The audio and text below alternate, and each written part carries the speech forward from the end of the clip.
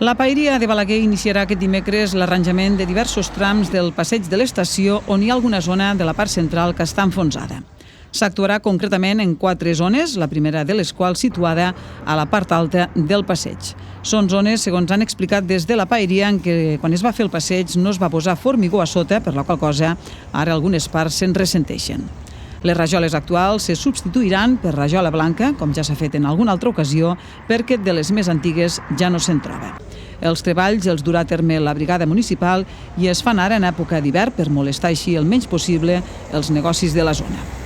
D'altra banda, un cop acabada l'obra, de davant de les oficines d'acció social a la zona de la carretera de Camarasa, es procedirà a fer el pas elevat previst en aquell indret, un pas elevat, però, que es realitzarà quan pugin les temperatures, ja que amb el fred actual no és òptim dur a terme aquests treballs.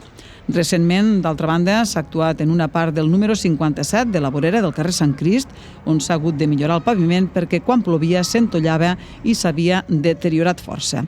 L'arranjament ha consistit en aixecar la vorera, formigonar-la i posar-hi els panots corresponents.